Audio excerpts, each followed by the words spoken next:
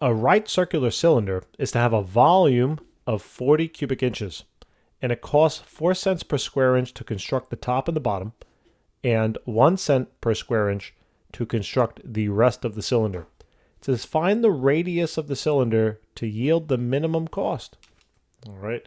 Now, so this is kind of an applicable question. I mean, imagine, meaning in terms of real life. I mean, imagine you had a certain requirement. You had to make some kind of a can, and the volume of the can, you had to make it 40 cubic inches.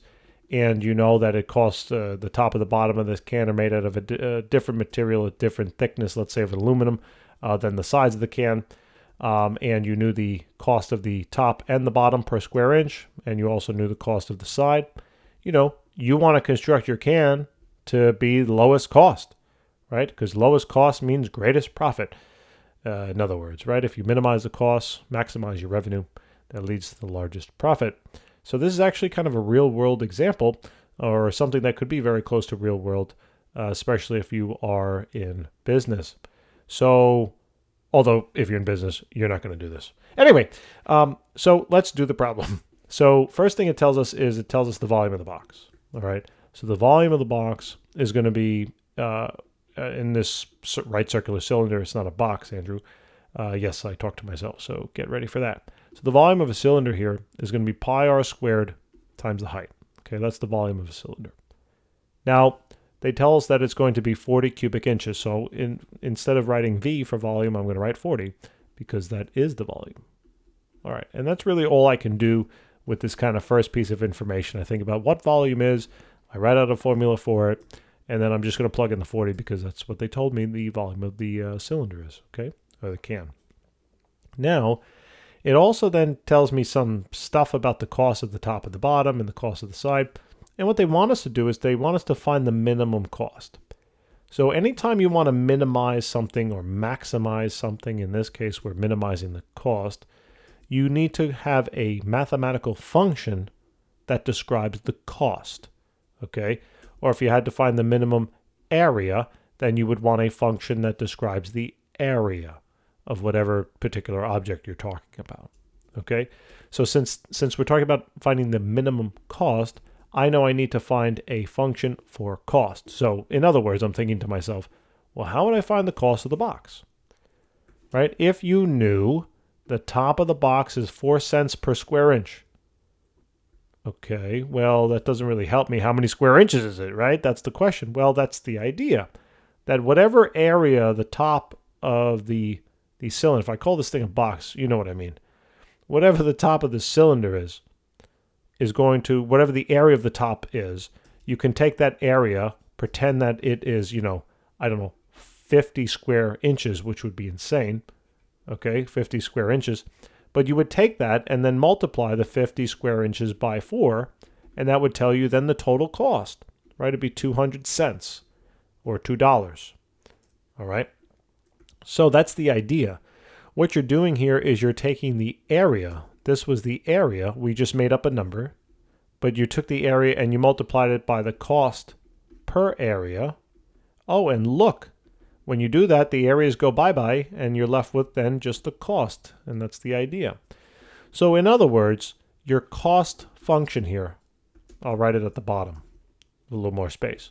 Your cost function will be equal to the cost of the top plus the cost of the bottom plus then the cost of the, well, it said the rest of the cylinder, but I guess I call it the side. All right. So we also found out that then the total cost, maybe I should write a little t here for total cost. Okay. And we can unravel the cost of the top to be the area of the top times the cost per area of the top. Isn't this exciting? Times then the area of the bottom times then the cost per area of the bottom plus then the area of the side times then the cost per area for the side areas. Okay, so I know the area of the top here. This is really boring right now, so I apologize. But the area By the way, if you want, just loop this at night. If you're having trouble sleeping, just put this video on loop, and you won't have a problem sleeping anymore. See? There you go. So the area at the top here, I'm even going to fall asleep. Holy, I need some coffee. God damn. Right. The area at the top. So it's a circle, right? So we know that the area of a circle is going to be pi r squared. Okay? So the radius here is undefined, but it's just r. Then you're going to take that and you're going to multiply that by then the cost per area of the top, where they told you was 4 cents per square inch. Now I'm not going to write all the units, I'm just going to write 4. Okay? Plus then the area of the bottom face, now that's going to also be pi r squared. And the radius of the bottom face is the same as the top because it's a right circular cylinder, so the top and the bottom have the same area. And then you're going to multiply that then by the cost per area of the bottom, which was the same as the cost per area of the top because that's what they told us, the top and the bottom. And now, for the hardest part to see, is what is the area of the side of the can, right?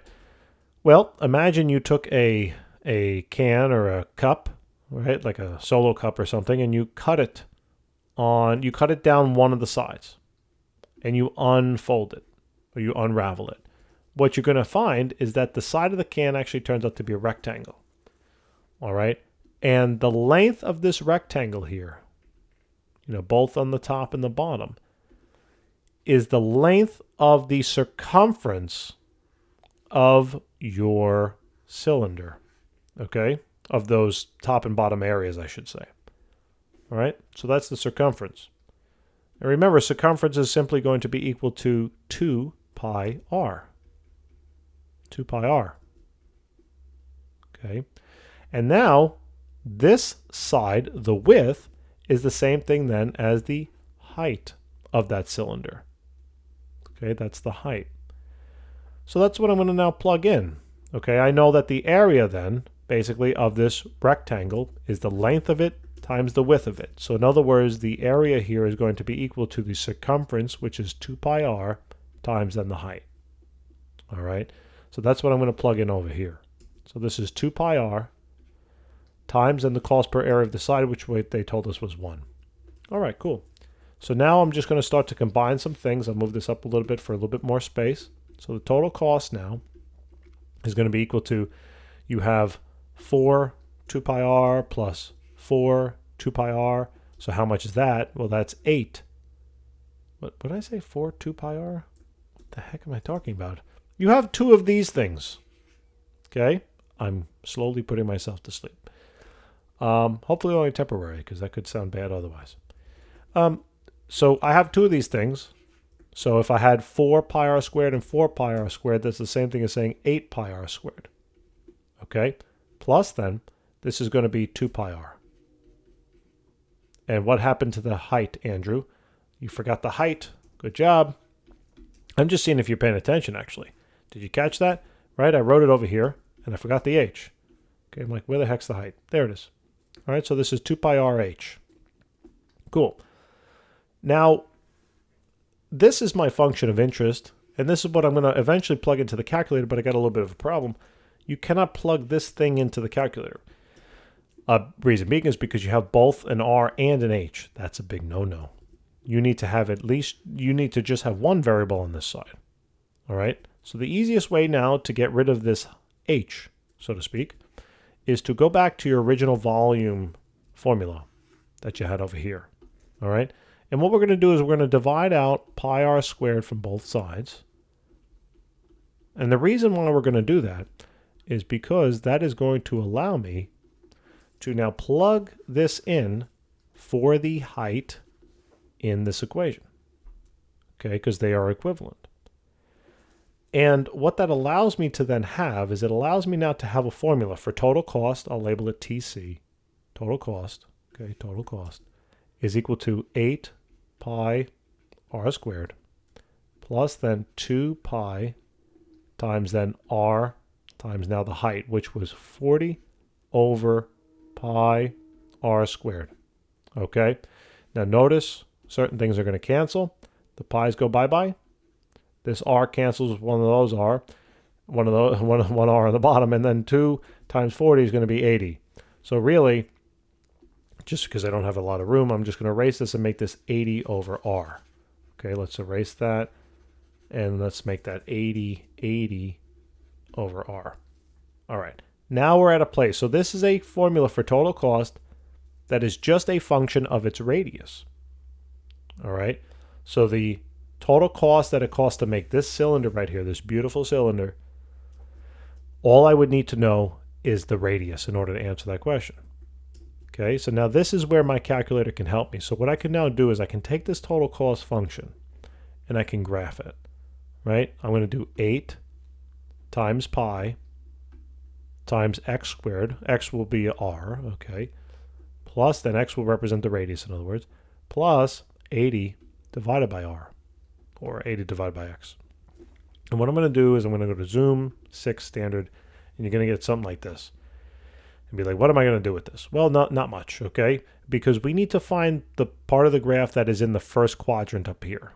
We need to find the part that's in the first quadrant. Now you're looking at it and you're like, well, I don't see anything there. So we don't see anything there because our window isn't really set correctly. Okay, we have this thing on the negative side, but that doesn't make any sense, right? What can, in reality, can x be negative on this problem? Remember, x is the radius. Could you have a negative radius? What does that mean? I don't know. It's either going to have some length or it's not going to have a length, right? One of those two. So you cannot have negative x's, nor can you have negative cost, right? What does it mean to have a negative cost? Either it costs something or it doesn't, right? There's no such thing as a negative cost. You might say, well, debt could be negative, but yeah, but debt, it really isn't negative. You might subtract it from your net worth, let's say, and you might have a negative net worth. But that just means you're in more debt than you have assets, okay? But there really isn't anything truly negative about it. So what we're going to do is we're going to fiddle with the window. Your minimum x is 0, okay? The radius cannot be less than 0. Let's leave the maximum radius to be 10 for now, and let's leave our scale, which means every tick mark there on the graph is a unit of 1. Your minimum now, y, is going to be 0, okay? The maximum y, I have to change this a little bit because I already know that nothing was in this 10 by 10 little box that was up on the upper right. So I'm going to make it 100, all right? And I'm going to change the y scale to 10, meaning that every tick on the y is going to represent a unit of 10. So now I'm going to hit graph. Uh-oh. No, that's okay. I know that was going to happen.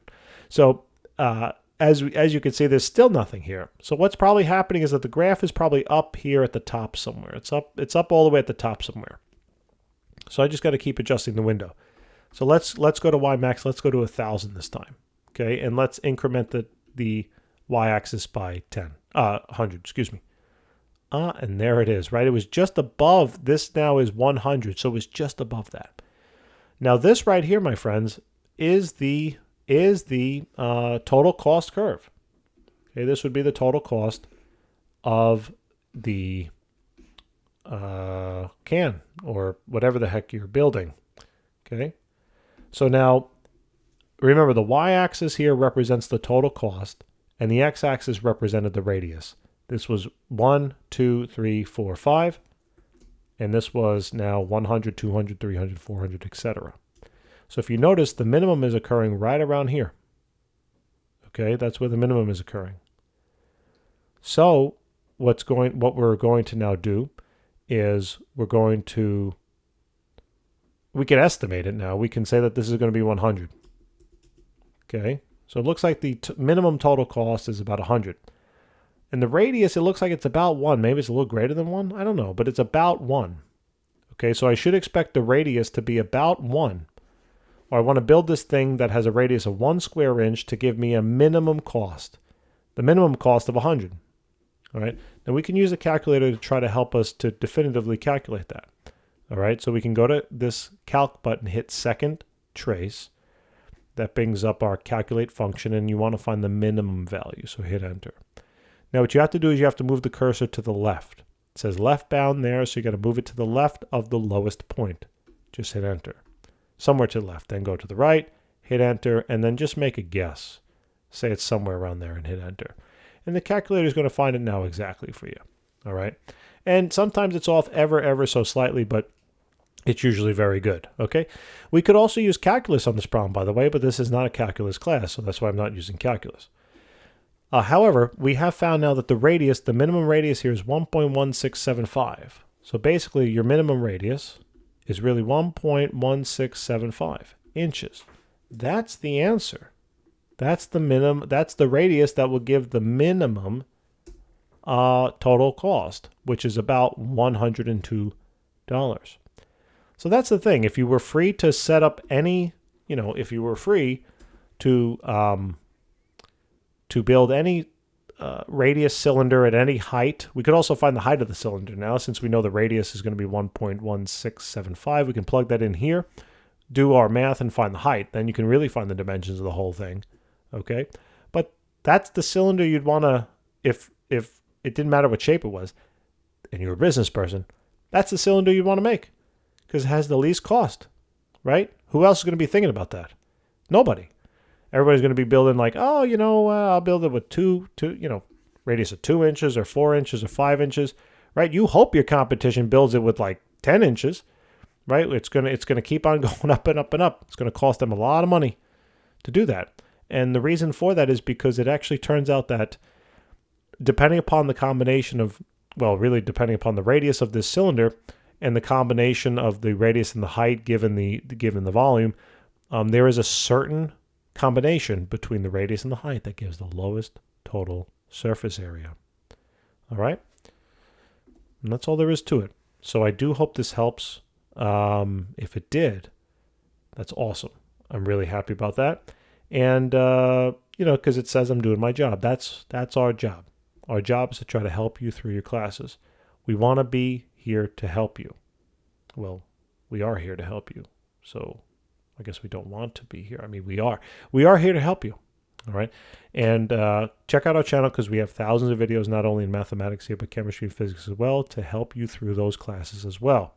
We try to provide step-by-step solutions to actual problems that you're going to see on your test, because that's how you're going to do well. All right, you got to do practice. Listen, there's no shortcut. Okay? Just stay determined, and we'll be there every step of the way with you. Hope you have a great day.